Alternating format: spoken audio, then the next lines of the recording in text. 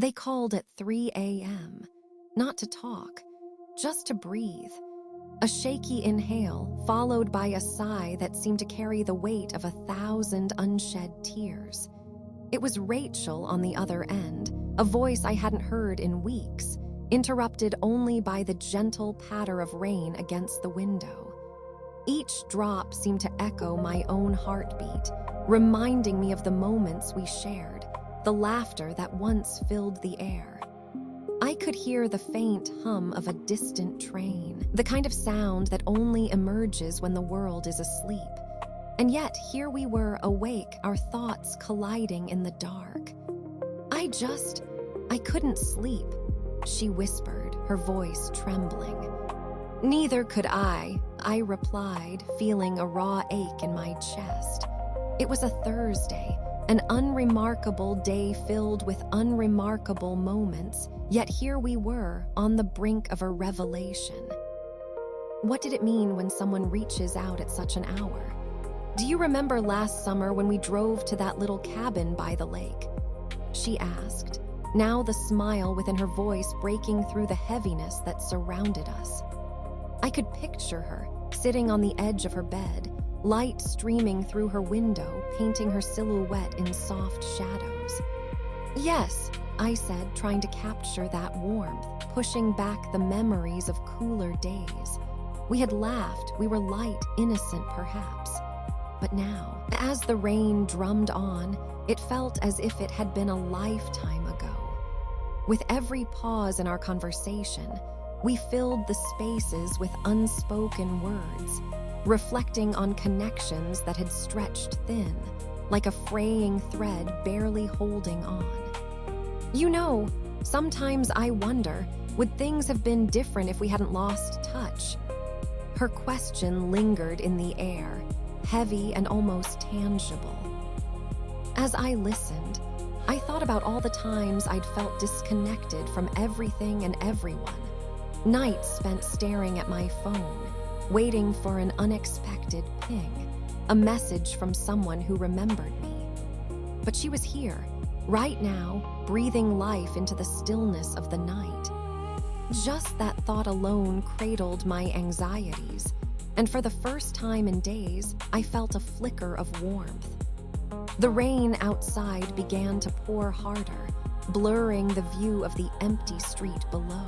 Each raindrop took my worries with it, tumbling away into the night. Can I share something?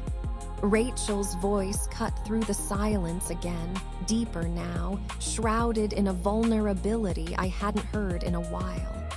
I've been feeling so alone lately, like no one really cares.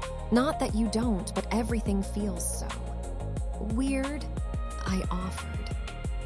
Yes, that's exactly it, she laughed, a sound so genuine it seeped through my walls.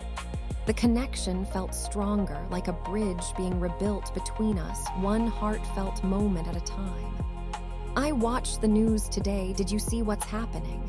She asked, her tone shifting. I nodded, even though she couldn't see me.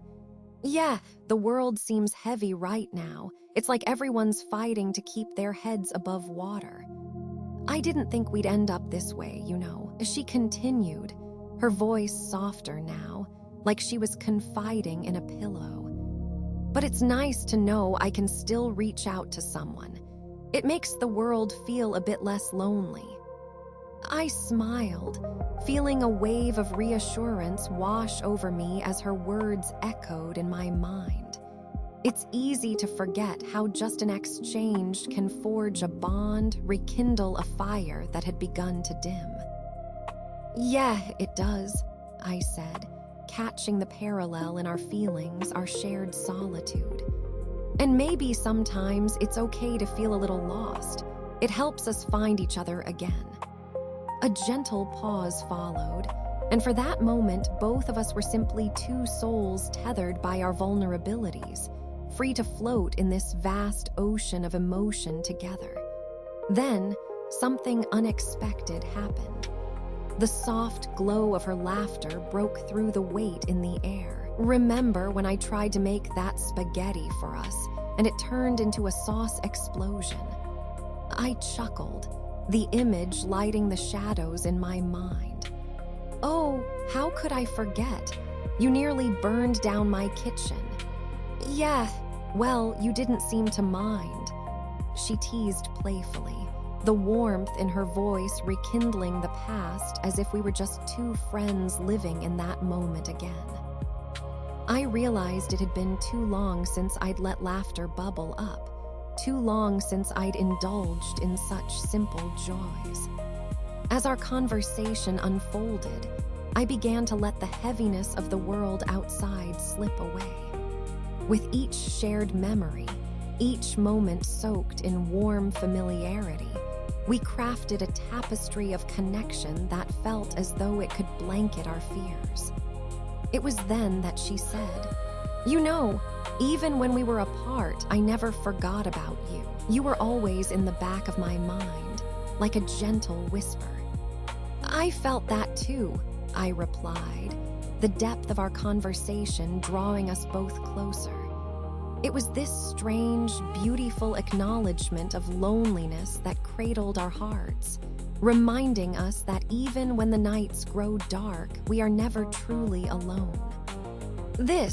Just talking like this, it means the world to me," she uttered, her voice lined with tenderness. "Thank you for being here." Before I could respond, she added softly, "I want to remember this moment, the way the rain falls and how we both needed to reach out despite what's going on in the world." We sat in comfortable silence, woven into the night sounds, the rain, the occasional car rumbling by, the soft exhale of the building as it settled into the early morning stillness. As the minutes ticked by, we both slowly drifted into a deeper understanding of what it meant to care for one another amidst the chaos. Sometimes, it takes just one voice to remind us that we matter, that despite the loneliness that can envelop even the strongest of hearts, there is always a flicker of light waiting to guide us home. And at that moment, with the rain dancing against the window and the city cloaked in shadows, we both understood it was okay to be vulnerable, to lean into the unknown, and to acknowledge that tomorrow would still come, regardless of the storms we faced. The last voicemail kept playing in my mind. It wasn't just a call. It was a reminder that we are all part of a larger story, each thread woven into a collective tapestry that, while often frayed, still holds the promise of connection. As Rachel whispered a soft goodbye, the weight of the world temporarily lifted, leaving behind only the echo of possibility. We would be okay. The world was still heavy, but our hearts held the power to carry the burdens together.